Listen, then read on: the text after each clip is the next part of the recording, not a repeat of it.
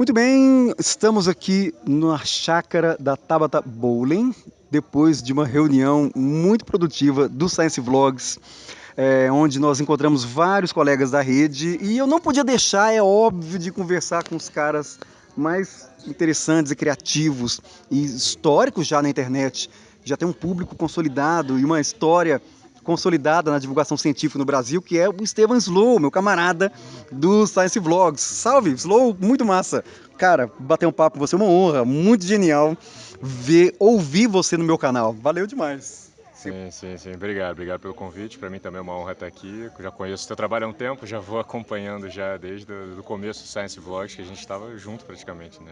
4 anos atrás, mais ou menos, que a gente começou o seu. Pois é. É bom registrar que a gente está aqui no meio do ambiente de churrasco, né? A gente não está num estúdio, a gente não está em lugar, a gente estava aqui, ele tomando uma cerveja, batendo papo, falando por que a gente não pega o celular e vai ali rapidinho, a gente grava o podcast e a gente continua a conversa que a gente já estava tendo praticamente, né? Então, um ambiente informal, um ambiente amigável. Exato, porque realmente eu fico com pena de não compartilhar essas coisas que a gente conversa em off com o público, porque o público gosta do nosso conteúdo, né? Vê que a gente se esforça para criar coisas e tem muito bastidor legal para compartilhar. E nem sempre a gente tem a oportunidade, mas vamos lá. Mas ó, já vou chegando atirando. Você tem feito um trabalho Seja fabuloso. gentil, seja gentil. Você tem feito um trabalho fabuloso, explorando e discutindo o problema da vigilância de dados, do uso de empresas de tecnologia, desses dados que são coletados sem a nossa concordância ou sem que a gente saiba direito, para fins de propaganda ideológica e para coisas absurdamente graves. Eu vou colocar os links dos seus vídeos aqui no podcast, mas eu adoraria que você, agora, nesse momento, assim, de supetão, dissesse à galera que está ouvindo quais são os problemas que as pessoas estão negligenciando e que você acha que a gente tem que prestar atenção nesse momento, tanto em termos de defesa da nossa democracia, como até a defesa da nossa própria identidade, né, diante essa coleta avassaladora e muitas vezes criminosa de dados. Eu acho que o maior problema é que a gente não sabe o que eles estão fazendo. A gente não sabe o que o pessoal que está tendo acesso a todos esses dados está descobrindo através disso, de análise com isso. Estão rodando inteligência artificial pra caramba em cima de big data, de dados de, de Facebook, de Twitter, de todas as redes sociais, de todos os aplicativos. Qualquer aplicativo que você instala hoje, você vê que a primeira coisa que ele faz é pedir acesso à sua câmera, a sua localização. A gente estava até conversando agora, as suas chamadas, né? Eles sabem quais chamadas você fez. Então eles sabem com quem você está conversando, quanto tempo você passou conversando com cada pessoa. Então você descobre coisas sobre os relacionamentos internos dessas pessoas, que às vezes até o público mais próximo, familiar, não sabe o que está acontecendo e eles sabem o que a gente está fazendo. E quando a gente pega uma quantidade absurda de dados e bota uma inteligência artificial para rodar aquilo e tentar encontrar respostas através disso, a gente pode descobrir, tipo, tá fora do campo da imaginação ainda. Né? Tipo, nós que estamos aqui nessa primeira geração que está passando por isso, a gente não sabe o que estão fazendo. A gente não sabe qual é a possibilidade através disso, o que você consegue fazer com esses resultados, sabe? Eu vi um estudo que parece que ele teve resistência para ser publicado, mas ele acabou vazando, que foi do Facebook, alterando o algoritmo da rede para ver se ele conseguia mudar as emoções que estavam sendo extraídas daquelas pessoas. Então, tipo, você pode modificar às vezes o algoritmo e você conseguir, vamos supor que é complicado, eles estão extraindo um monte de coisa, né? Tipo, antes era só o like e o dislike. Aí o Facebook passou a usar 5 emotions diferentes, em tristeza, felicidade, surpresa, raiva. Tipo, você acha que aquilo ali é só para melhorar a nossa relação? Aquilo ali é para eles conseguirem mais dados sobre a gente, sobre como a gente se sente quando a gente vê cada tipo de conteúdo. Se as pessoas gostaram, se as pessoas não gostaram, se elas estão raivosas, se elas estão esperançosas, surpresas. E através disso, eles conseguem, foi pelo que eu entendi desse estudo, né? Tem que dar uma olhada, mas parece que eles conseguem tipo, tirar interpretações disso e sabe-se lá que conclusões que você chega a partir disso, né? Se você Isso. consegue alterar as emoções que estão sendo extraídas de dentro das redes sociais, será que você consegue guiar a opinião pública para uma direção dentro do campo da lógica, sem que elas nem percebam o que está acontecendo, achando que estão sendo convencidas aí naquela direção? Exato, achando que é uma emoção natural, né, espontânea, mas Isso, na verdade é uma indução uma indução a emocional. partir de um histórico das suas próprias emoções. Ou É, seja, eles sabem o que a gente quer antes que a gente saiba o que a gente quer e é. vai tocando bola. Eu me lembro desse estudo, de fato, eles alteraram o humor de um grupo grande de usuários manipulando o que se colocava nos feeds. Sim, o Muita que gente se acha que distribui, né? então, a gente acha que o feed é natural, né? A gente não tem Não é, consciência das não é. regras. Isso é muito complicado. E aí, Slow, me vem uma contradição que para mim não está bem resolvido. Eu realmente gostaria. É uma pergunta mesmo, não tem Sim, nenhuma sim. conclusão sobre isso. Que é essa ambiguidade que eu sinto muito, por exemplo, ao utilizar a rede social. Porque parece que eu sei que eu estou sendo controlado, eu sei que há induções, eu sei que às vezes eu entro numa roda viva de interação que é tóxica, mas ao mesmo tempo, às vezes eu acho, não, vale a pena, porque eu estou aqui falando de ciência. Como é que você resolve essa contradição? Falar de ciência em um ambiente que é tóxico por natureza, que induz as pessoas, que você não tem muito controle. Eu, eu gosto de ser otimista, assim. Eu sei que o futuro pode ser pessimista ou ele pode ser otimista. Eu gosto de apostar na versão otimista do futuro, porque isso me dá força para agir da forma como eu ajo. Né? Se eu apostar no futuro pessimista, então, tipo, eu não tenho por que fazer as coisas que eu faço. Né? Eu espero um futuro progressista, um futuro que estaria disposto a tentar melhorar a sociedade. Então, tipo, o YouTube já está há um tempo, o Facebook, né? O Facebook agora deu uma baixada, mas o Twitter, essas plataformas, elas tentam pelo menos passar a impressão que elas estão preocupadas com o problema delas em relação à educação, ao quanto que as pessoas estão disseminando fake news e os problemas que as plataformas causam, né? Eu acho... Peraí, deixa eu pegar o ponto. Que eu fiz É a um questão. desvio grande, mas eu ia Isso, não, é voltar. Eu ia genial. voltar. Será que é uma contradição, né? A gente saber que rede social é tóxica e que induz a controle social e ao mesmo tempo a gente está lá participando, É, tentando interferir. sim, eu conto que em algum momento, tem essa esperança de que em algum momento elas vão tentar colaborar, porque elas vão ver o problema na sociedade, ou os próprios estados, os próprios países vão forçar elas, igual os Estados Unidos está pressionando o Facebook, chamou eles lá no tribunal, para tipo, vocês não podem deixar isso acontecer, sabe? Vocês não podem simplesmente fazer uma máquina de propaganda gigantesca de desinformação proposital para poder alienar um público em cima de algum assunto. O Facebook, especificamente, eu fiquei muito decepcionado, porque eu tava nessa esperança de, porra, eles vão perceber a merda que aconteceu e vão modificar alguma coisa na política da plataforma. Mas eles falaram que, recentemente agora, que eles não têm interesse nenhum nessa campanha americana agora de tentar combater a desinformação propagada dentro da rede. Porque ele fala que isso aí é um problema que a sociedade tem que resolver, que o Estado tem que resolver, porque aí passa a ser um controle de informação. O que é a informação que pode ser passada adiante e qual que não pode ser passada adiante, né? Qual que é a fronteira entre isso? Eles argumentam nesse sentido. Só que assim, todo mundo sabe que o que está acontecendo. Tem um monte de empresário, um monte de gente com com poder e influência que está usando Grana, essas pois plataformas, é. eles estão ganhando muito dinheiro com isso. As plataformas sociais estão virando a luta de campo, sabe? O ringue. Está virando o ringue político das democracias. Pois Está é. virando as plataformas sociais. Então eles estão ganhando muita grana, porque quem percebeu que você usar impulsionamento ali dentro, botar dinheiro ali dentro para você conseguir divulgar o teu panfleto para não sei quantas milhões de pessoas. Você está conseguindo autorização agora, tipo, no Congresso, para passar a considerar a verba de campanha para ser direcionada para dentro entendeu? Está indo toda nessa direção. Então, tipo, se as plataformas de dados começarem a serem seduzidas por esse poder da extrema-direita que está subindo agora, que está causando a desinformação proposital para alienar as pessoas, a gente está fudido, cara. A gente tá fudido mesmo, porque a gente precisa da ajuda delas para resolver esse problema. Pois é. Então a gente precisa contar que elas vão ser progressistas nesse sentido e vão tentar ali amenizar o que está rolando e administrar e fazer com que as democracias continuem funcionando de forma saudável. Pois é, não, você falou uma coisa de fato, eu concordo nesse sentido, de que é, talvez não seja tão contraditório estarmos nas plataformas fazendo a crítica a elas, justamente porque nós somos otimistas, né? A gente critica para apontar onde não queremos ir e, Sim, como comunidade, né, tentar fazer um esforço aí sim. para direcionar e pressionar. Porque eu lembro do Jaron Lanier falando, o problema é o modelo de negócio, né? A Uhum. tecnologia não é o defeito, é a forma como as corporações estão tomando conta. Sim.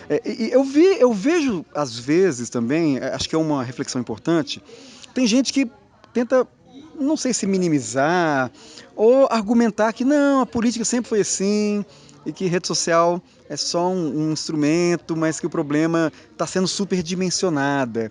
O que é Aham. que você contra-argumenta quando você vê gente com esse tipo de Que as redes raciocínio? sociais estão sendo superdimensionadas, né? Imaginando que não, acho que vocês estão exagerando.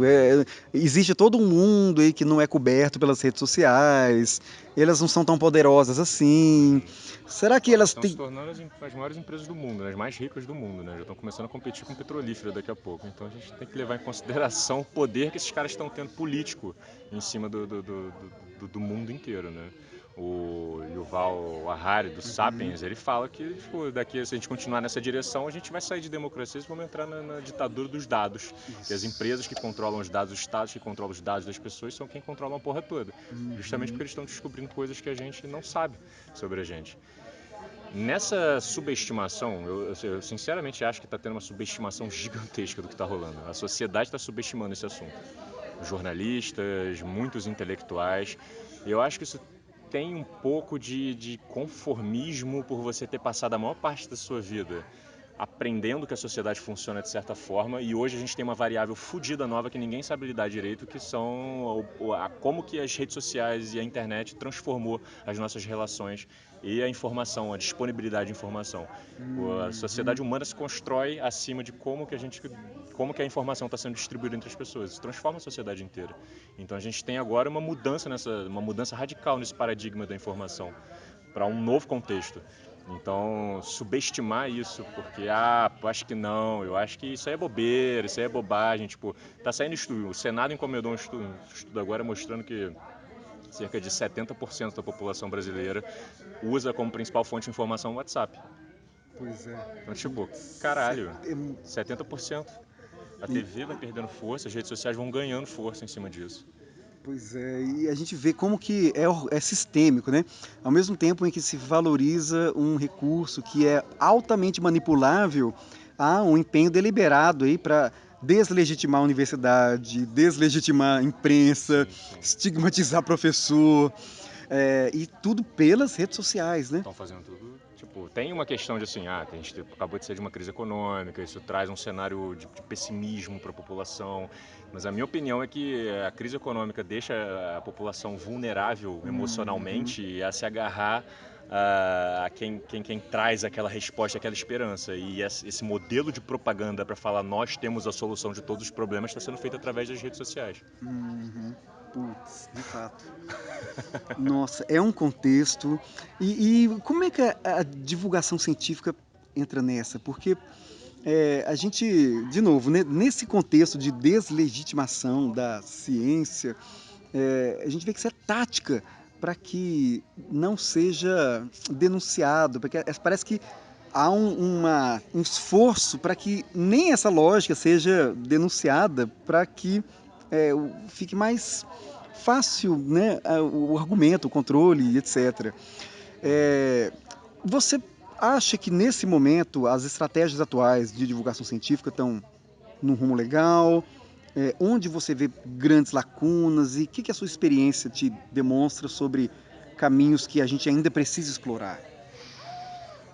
Eu acho que nós aqui do Science Vlogs, pessoal, a gente está fazendo certo. A gente precisa. Estava até conversando isso com o Calazans ali agora. A gente precisa descobrir como canalizar a informação que está disponível toda, que está sendo toda disponibilizada na internet, porque é muita informação sendo gerada para todos os lados e as pessoas entram na internet e elas começam a navegar ali dentro baseadas em emoções que elas sentem. Tipo, Uhum, esse aqui me parece interessante, você clica ali, nossa, esse vídeo me motivou, me pareceu legal. Tipo, é tudo uma navegação de emoções dentro de um caminho lógico, uhum, sabe? Você vai guiando essas pessoas. E as E muita gente está entrando agora justamente para tentar desviar esse caminho dessas pessoas, se baseando na emoção para levar ela para alguns campos. Eu acho que o desafio da década, sem dúvida, e que vai ser provavelmente dos próximos 30 anos, que sempre foi um desafio da humanidade, né? É como a gente vai conseguir lidar com a informação que a gente produz e como canalizar ela para a gente conseguir usar de uma forma eficiente que seja para o bem do desenvolvimento social e do convívio sustentável com o planeta. Eu acho que esses são os maiores questionamentos que a gente tem para os próximos anos. Pois é, eu tenho um enigma que me incomoda muito, porque, curiosamente, né, na plataforma que é o símbolo das tecnologias, o símbolo da inteligência humana, do engenho humano, é precisamente a plataforma mais onde a pseudociência, onde a mentira, onde o fanatismo encontrou para ser disseminado com muita facilidade. E a impressão que eu tenho é que eles têm muita desenvoltura nessas plataformas, nesse modelo de negócio, porque eles não têm nenhum escrúpulo em apelar para emoções mais rasteiras, emoções mais primitivas das pessoas, raiva, sabe, ódio. E a impressão que eu tenho é que nós, da divulgação científica, jornalistas, são muito escrupulosos, são muito meticulosos, são muito preocupados com com o seu trabalho e acabam evitando ser popular demais, acaba deixando de se comunicar de forma mais absurdamente simples com pessoas que não fazem parte do meio. Você acha que isso é um problema? Estou viajando? Que você acha que... Eu acho que a gente está passando um dos períodos mais cruciais de transição da humanidade, assim, igual você teve, sei lá, aqui na história ocidental, né? Você tem tipo ali o Renascimento, que faz uma revolução cultural, e que você tem tipo um monte de gente produzindo um monte. Você tem o surgimento da gráfica, que faz com que a informação possa ser passada cada vez mais, e isso aí tipo gerou junto com as grandes navegações que trazem informação para dentro da Europa de fora. Então, tipo assim, temos um boom da informação. Como é que a gente vai lidar com isso? Caralho, os caras entram em crise, começam a ter ideias, a igreja tenta voltar para segurar isso e não deixar com que perca fiéis pelo questionamento do que está rolando. Eu acho que esse período que a gente está passando dos anos 90 para daqui para cá, a gente está passando por uma revolução da informação. A gente saiu de um período de rádio e televisão que os nossos pais foram criados. Eu fui criado também. Eu peguei essa geração e do nada começou o celular, e começou a internet, e começou tudo. Então, tipo, tá trocando tudo. Tá tudo ficando muito diferente. E eu acho que isso traz muito medo para as pessoas que já são profissionais, especialistas e já se acostumaram a interpretar a sociedade de uma forma. Estão confortáveis no seu métier, né? E de repente tá todo mundo perplexo, né? É mais fácil você falar que, eu acho que isso não tem tanta relevância sobre as relações sociais e não sei o quê, do que você tentar entender o que está acontecendo. Porque para você tentar entender, você vai ter que estudar tecnologia, você vai ter que estudar como é que as inteligências artificiais estão conseguindo analisar uma questão, que você vai ter que estudar Big Data para saber o que é você extrair dados da população inteira e você tentar tirar alguma coisa dali de dentro. Tipo, não é um campo fácil, é um campo difícil de conhecimento. De fato. E aí é mais fácil você empurrar isso pro canto e se manter ali naquela sua posição confortável e segura de que você entende o mundo, você entende tudo, e ficar tentando passar a vida depois arrumando explicação pro que está acontecendo. Pois é. Às vezes ganhando dinheiro com essas explicações equivocadas, né? Como acontece muito com jornalistas, consultores e tal. E sobre essa questão de aprendizagem, eu acho que o seu caso é particularmente interessante. O Davi, eu fiz uma entrevista com ele num podcast, inclusive está aqui o link do podcast em algum lugar aqui. É um problema que é o seguinte: a gente vê que, por um lado, a ciência tem sido desqualificada e etc. E há um anti-intelectualismo muito evidente nos nossos tempos. Agora, por outro, e ao lado desse anti-intelectualismo, há um discurso aí que propõe o autodidatismo, dizendo que não, as informações estão todas aí nas redes sociais. Só que a gente vê também que há muitas armadilhas, né, nesse autodidatismo, porque há muita informação errada, muita coisa falsa, e nem sempre as pessoas têm o espírito crítico aguçado, aprimorado o suficiente para discernir. O seu caso é exemplar, porque você conseguiu aliar o que há de melhor do autodidatismo, ao ser rigoroso nas suas pesquisas, ao defender ciência com muita naturalidade, com muita clareza, com muita consciência e com muita domínio de causa, isso é um problema que eu acho muito sério também. O que é que você, na sua experiência pessoal, aprendeu e que recomenda para essa geração que realmente tem razão ao buscar as suas próprias fontes de informação, mas que não podem cair nessas armadilhas? Como é que você faz? Cara, eu acho que eu tive muita sorte, na verdade. Apesar de tudo, eu tive sorte, porque eu sou o caso de uma geração que nasceu com os nossos pais ali ensinando o que era informação de qualidade, que passava ali na televisão, ou você tinha uma enciclopédia no armário, a Barça, eu li a enciclopédia Barça um monte de vezes na minha infância, e eu vi essa transição para a informação disponível na internet. Então, tipo, isso já me gerou, eu já tinha uma noção de que eu não poderia, tipo, crer que existia uma canalização de informação, que existia informação de credibilidade, informação que você podia levar isso mais a sério. E o fato de eu ter estudado numa universidade federal, isso me ajudou muito, porque eu entendia como é que funcionava o método científico, eu entendia ali dentro como é que a informação ela vai sendo disseminada e como é que isso é importante para a gente conseguir continuar seguindo adiante, né? E eu vejo, cara, eu vejo o pessoal hoje na internet, já faz o quê? Esse boom assim das redes sociais foi o quê? Em 2012, 2010, o Orkut ali estava surgindo. Pô, o pessoal dessas gerações mais recentes que está fazendo 18 anos agora já nasceu dentro disso. E já nasceu com aquela desconfiança que os nossos pais aprenderam de você sempre desconfiar da imprensa, de você desconfiar da mídia. Porque naquela época, tipo, apesar da informação ser bem refinada, era a única fonte de referência ali praticamente que você tinha. Então, tipo, você tem uma questão de tentar combater aquilo. E aí você ensina isso para os seus filhos. Aí os seus filhos caem dentro das redes sociais. Nas redes sociais, tá faltando os adultos ensinarem agora as crianças que as redes sociais é uma loucura do caralho, e você não tem controle nenhum ali dentro, sabe? São pessoas querendo te levar, querendo te enganar e te desviar do caminho que você estava para você acreditar em alguma coisa, para no final acabar tirando dinheiro de você de alguma forma ou eleger alguém. E é um desafio tanto que os pais também não sabem. A gente vê, tanto é que a figura aí do tiozinho do Zap já virou um folclore, porque os caras disseminam maluquices com muita desenvoltura. Não, um ponto importante é esse que você levantou, porque saiu estudo nos Estados Unidos mostrando que eram os maiores propagadores de fake news por lá são os adultos. Então, pois é. Porque os adultos têm essa coisa de ser contra a imprensa tradicional e achar que dali só vem coisa querendo só te manipular e só querendo te desviar completamente. E como esteve a vida inteira recebendo essa informação mastigada, acha que hoje tudo que se recebe no celular também foi mastigado. Não tem essa desconfiança. Até os mais novos que estão entrando nisso, ouvindo os pais falar, já estão mais desconfiados da informação do que... Estamos aqui com o Davi Airola, acabou de trazer uma linguiça. Vocês não podem ver nem cheirar, mas se vocês acreditarem que a nossa informação é confiável, né? Se vocês acreditem em tudo que vocês veem na internet, saibam que tem uma linguiça picadinha. Fala, galera, tá uma delícia. Pois é, esses... É geral, são todas as gerações, na verdade, que estão caindo nisso. E a gente precisa muito rápido que a gente comece a pensar em formas de como lidar com isso, de como canalizar essa informação novamente, né? Como conseguir refinar isso para poder educar as pessoas através das redes. Porque não tem como fazer com que as pessoas não vão para as redes para se educar. Né? Tipo, elas já estão fazendo isso. Então a gente tem que mostrar o caminho.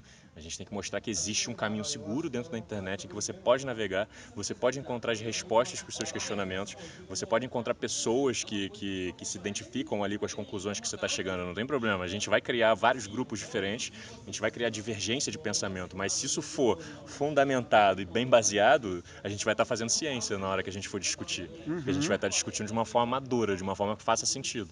E através disso eu tenho certeza que a gente é capaz de mudar a nossa interpretação de mundo para algo muito mais favorável para todos nós. Mas enquanto esse caminho não estiver bem estabelecido, tá todo mundo boiando, indo cada um para um lado e tipo, ninguém sabe.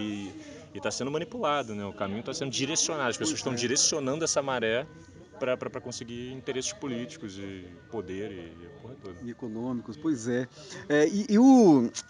Um caminho que você demonstra no seu canal, que eu acho fantástico, né? Você tem formação em biologia, mas ao mesmo tempo você transita com muita desenvoltura em vários campos, né? Você vai da história, você vai para a comunicação, e você faz comunicação frequentemente de maneira mais inteligente e direta ao ponto do que muitos comunicadores, que curiosamente parecem ainda reféns, né, de uma lógica que já foi ultrapassada.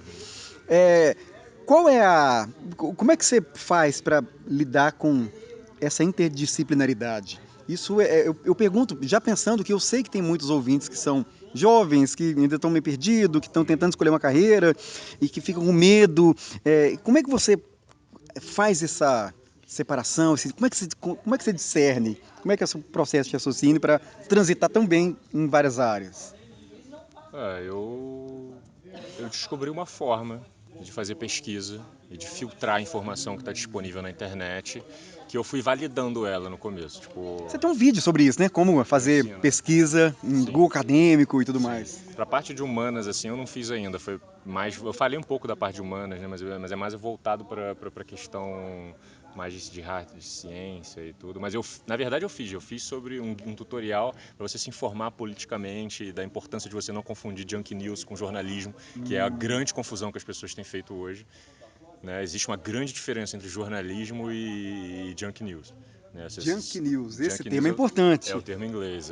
Sim, você não pode confundir junk news com imprensa livre, porque não é. Porque existe uma má intenção de dentro da imprensa tradicional do jornalismo para querer recriminar tudo que não é dessa tradição, para eles continuarem segurando ali o monopólio das informações que eles estão passando. Né? Então, tipo, não pode confundir, porque existe muita iniciativa boa hoje, livre, de jornalismo livre, que faz um bom trabalho na internet. Mas isso é diferente de junk news. Junk news é o pessoal fabricando site, contratando alguém para chegar lá e fazer uma matéria sobre alguma coisa que você sabe que é só para enganar as pessoas e só fazer elas acreditarem naquilo, e você vai manipulando a emoção delas dentro das redes sociais através dessas matérias jornalísticas, que as pessoas passam a acreditar mais do que a imprensa. Mas, seguindo no que você me perguntou, quando eu comecei o meu canal, uma das razões do meu canal ele é uma ferramenta de aprendizado para mim. Né? Ele Muito não é legal. só uma ferramenta de ensinar, é uma ferramenta de aprender. Conversei muito com o Davi, igualzinho. A gente aprende muito, cara, aprende muito, muito, muito. E eu gosto de história, eu gosto de sociologia, de psicologia. Para mim não tem tanta essa separação entre o conhecimento, sabe? Eu tenho sempre um objetivo de tentar compreender o que a gente está fazendo e o que a gente deveria fazer. Para isso você precisa caminhar por vários campos de conhecimento diferentes para você conseguir entender o que está rolando e tirar um direcionamento através disso. Então não é porque eu fiz faculdade de biologia que eu não vou me aventurar em outros conhecimentos, em outros campos de conhecimento. É claro que eu vou me aventurar. E eu faço meus vídeos para explicar essas filosofias, eu registro aquele material ali, depois eu assisto, então fica mais fácil de eu memorizar aquilo. Pois é, perfeito. Então, eu comentei isso, eu não quero ser redundante, mas eu falei isso com o Davi. Como que aprender, ensinar é uma das formas mais efetivas para aprender, né? A gente sintetiza. Sim, você sintetiza. Será que é um caminho interessante de... Opa, tá chegando mais linguiça. Não. É um franguinho? Nossa, genial. Frangão. Então é uma delícia, pelo jeito. Não vai ter corte aqui nesse podcast. Franguinho? Beleza. Então, para recuperar aqui, né? Estamos em um churrasco na casa da Tabata Bowling, depois de um evento do Science Vlogs. Inclusive nós gravamos aqui um vídeo falando sobre nossos prognósticos para daqui a 30 anos. E a gente prometeu que só vai programar esse vídeo para 2050. Então já cliquem lá no YouTube, na estreia do vídeo. Eu vou colocar o link aqui quando o vídeo estiver no ar. No ar não, quando estiver programado, para vocês clicarem no link de programação para que vocês sejam notificados daqui a 30 anos e vejam esse vídeo que a gente criou aqui. E, inclusive, essa discussão é legal. Deixa eu só concluir Claro. o que eu estava falando. Quando eu comecei o canal para fazer uma forma de eu aprender e de eu conseguir explorar o mundo no conhecimento, os primeiros vídeos que eu fiz de história, eu mandei para meus amigos das federais de história para eles analisarem, porque eu tive esse receio. Eu tive esse receio de, cara, como é que eu sei que o meu método funciona? Ele pode não funcionar, eu posso estar falando merda, achando que eu tô falando direito, então eu preciso ter o aval das pessoas.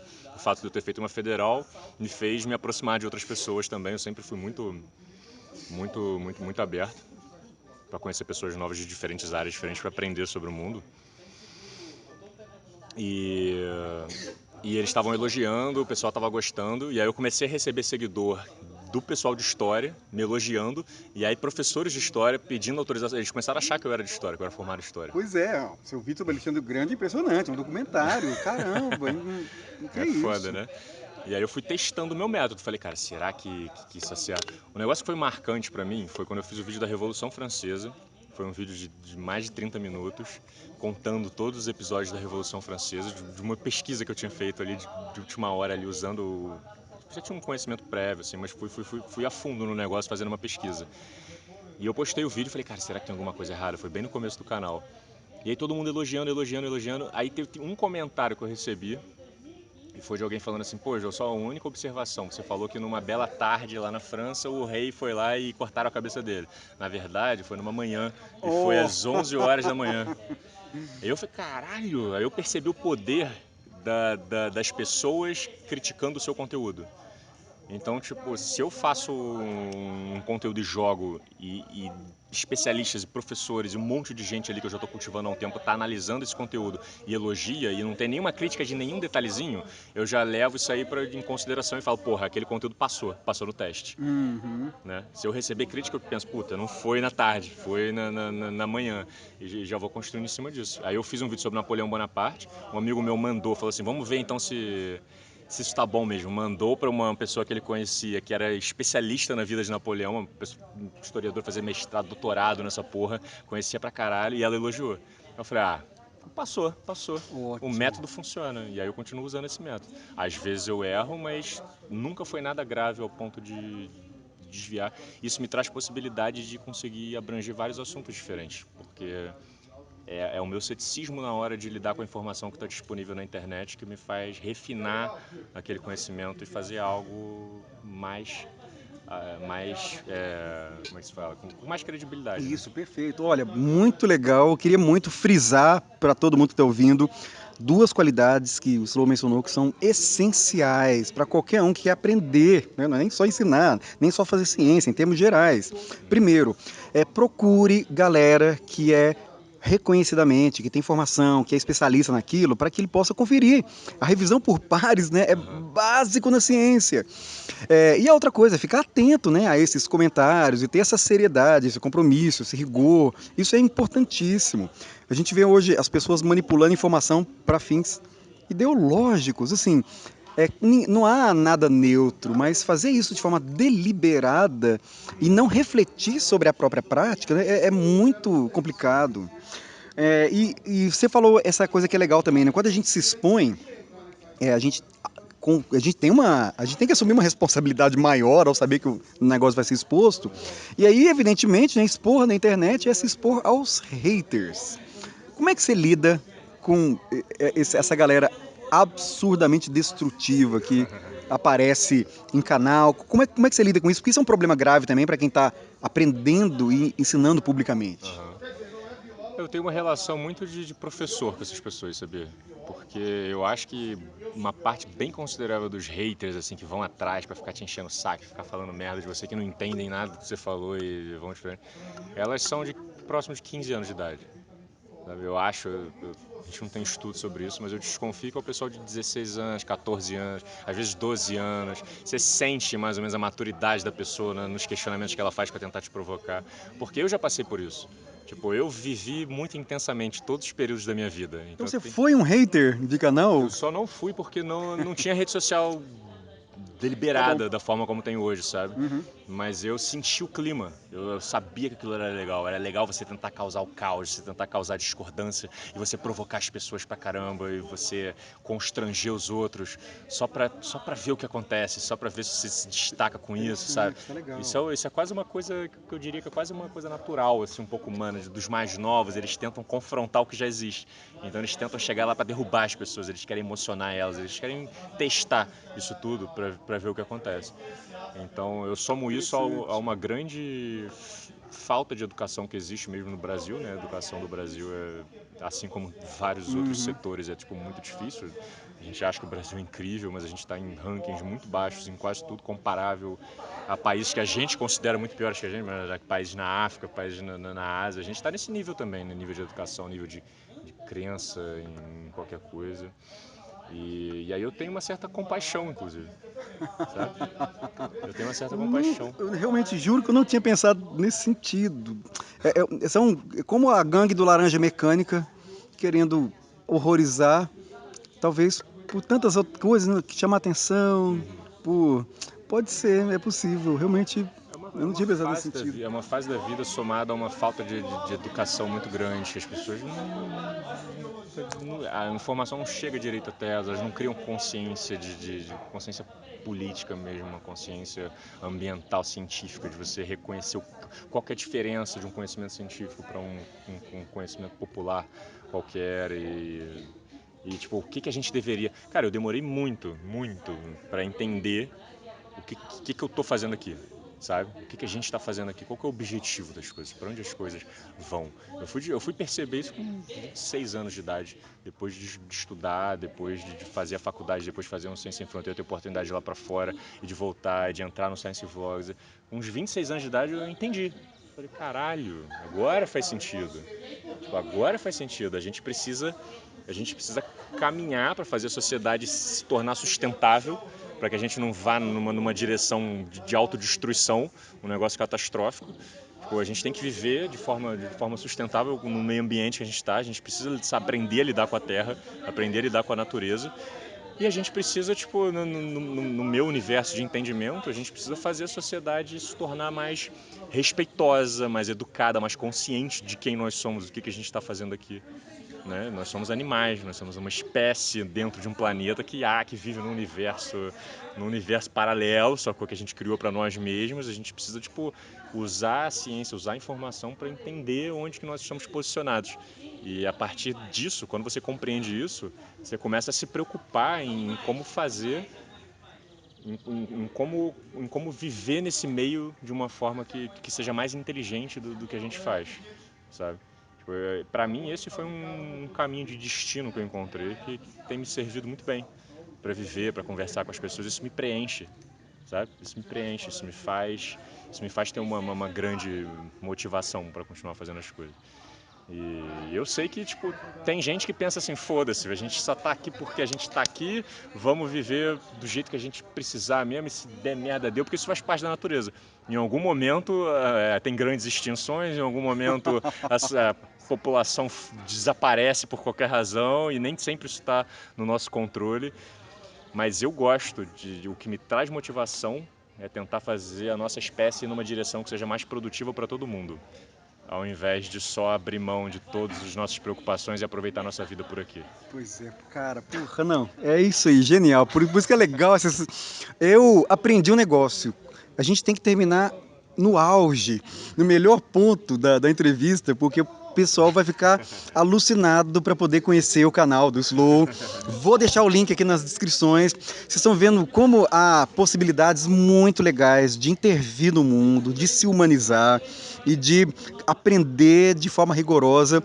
E eu realmente quero encerrar aqui justamente para que vocês fiquem com essa reflexão do Slow na mente, porque a gente realmente precisa desse tipo de atuação no mundo. Slow, cara, fenomenal, camarada. Caraca, eu só não me surpreendo, porque eu sei que você é genial, mas ficou muito legal. Acho que uma entrevista muito bacana, uma conversa, que entrevista, um papo muito legal, imagina. Então, excelente trabalho, queremos continuar vendo o seu canal ativo até daqui 30 anos, 50 anos, quando a gente vai ver os nossos vídeos lá juntos, né? E acho que, nossa, tem feito um material fantástico para contribuir aí com esse nosso momento. Acho que tá fazendo história. Parabéns, excelente trabalho, genial. Valeu demais. Eu faço o melhor que eu posso, dentro das minhas capacidades. Valeu. Talvez eu pudesse fazer mais do que isso, mas eu estou me esforçando ao máximo e aproveitando cada passo do processo. Massa demais. Genial. Bom trabalho. Galera, então é isso. Não se esqueçam de se inscrever no canal do Slow. Os links estão aqui na descrição.